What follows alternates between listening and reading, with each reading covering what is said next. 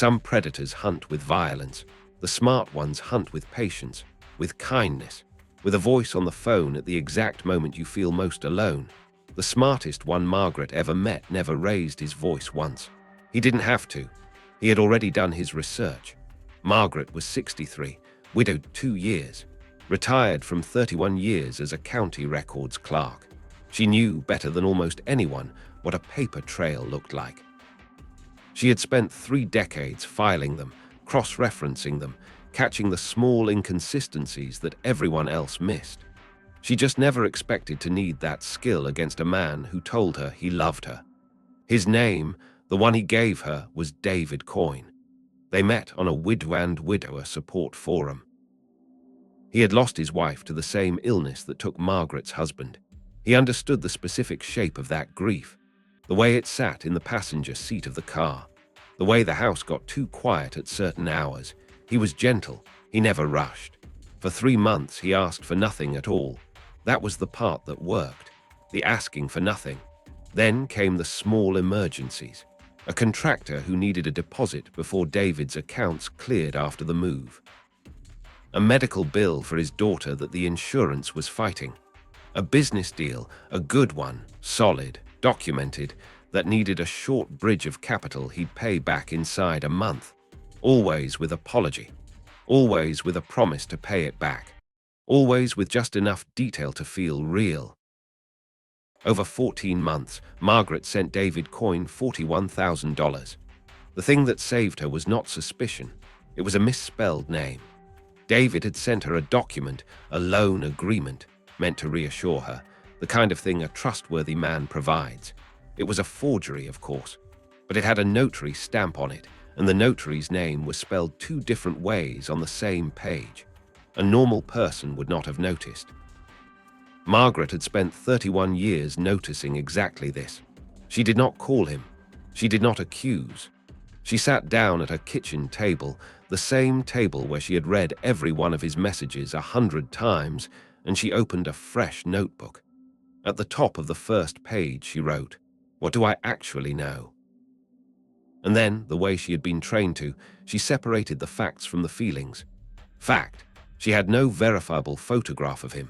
Every image he'd sent was casual, slightly blurred, never a clear document of a face. Fact, the notary stamp was fraudulent. Fact, every emergency had arrived by text, never by a call where she could hear stress in a real voice. Fact, the bank accounts she had wired money to were in 4 different names, none of them David Coyne. She underlined that last one twice. 4 names, 1 man, her money. She ran the account names the way she used to run records requests. One of them came back attached to a small claims filing in another state. A woman who had sued to recover money lent to a man she'd met online. The man's description matched David in every particular except the name he'd used. Margaret found the woman's name in the public court record. And then Margaret did something the scammer never planned for. She picked up the phone and called her. The woman's name was Brenda. She was 59. She had lost $33,000 to a man named Gerald Pine. Same gentle voice, same dead wife, same widow's forum, same slow 3 months of asking for nothing. They talked for 2 hours. By the end of the call, Margaret understood that she was not a victim of a man.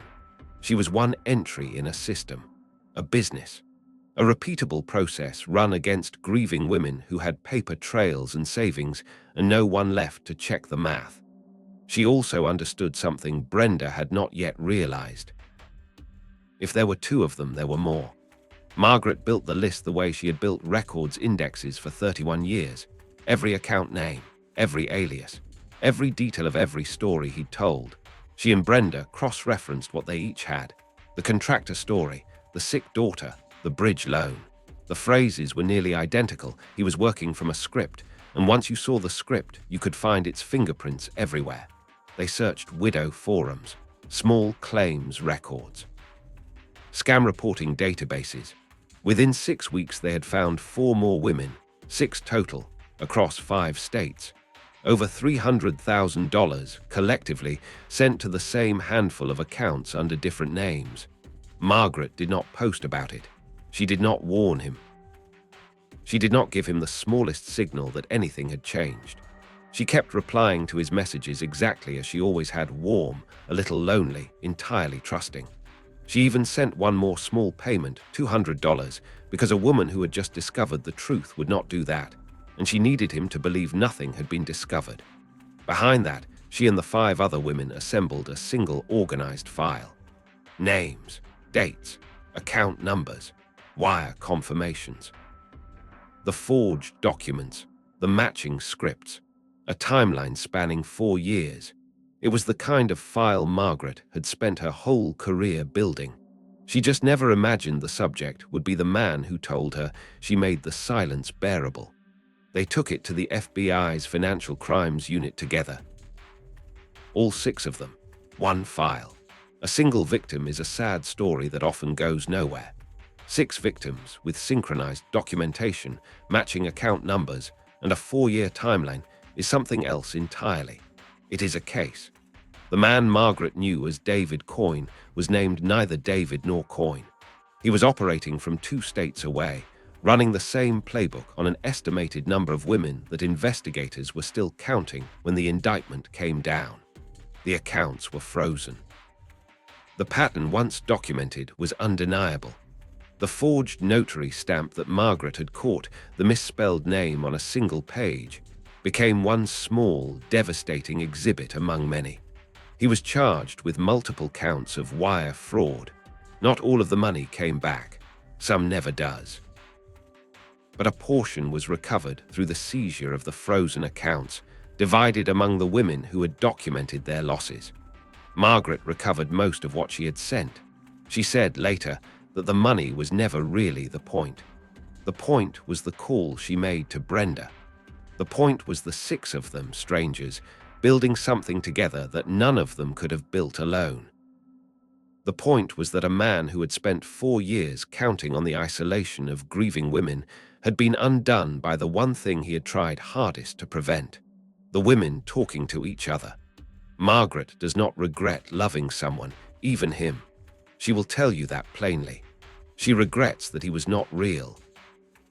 But the part of her that opened up, that reached toward another person after 2 years of silence, she refuses to be ashamed of that. The shame, she decided, belonged entirely to him. She simply made sure it found him. She testified. So did 3 of the others. They met in person for the first time outside the courthouse, 6 women who knew each other's worst moments intimately and had never shaken hands. Brenda brought coffee for everyone. She'd remembered how each of them took it from their phone calls. That, Margaret thought, was the difference between them and him. He learned the details to take. They learned them to give. She still visits the Widows' Forum sometimes, not for herself anymore. She watches for the gentle ones, the patient ones. The men who understand grief a little too precisely, who ask for nothing for just exactly long enough. When she sees one, she knows what to do. She has done it 4 more times since. There is a small network of them now. Women who learn the script and who recognize it the moment it begins. They find each other before the money moves. They compare notes. They make the calls. A predator built a business on the certainty that lonely women would never compare stories. Margaret made comparing stories her life's work. That is the whole story. No confrontation. No screaming. No moment where she told him exactly what she thought of him. Just a retired records clerk who recognized a misspelled name and refused to be a single entry in someone else's ledger. The best revenge was not getting her money back. It was every woman who never lost hers because somewhere, quietly, Margaret was watching. If this story reached you, you know what to do. Subscribe. Leave your story in the comments. I read every single one. And if you know someone who's grieving and alone, check on them. It matters more than you know. Until next time, stay patient, stay sharp, stay quiet.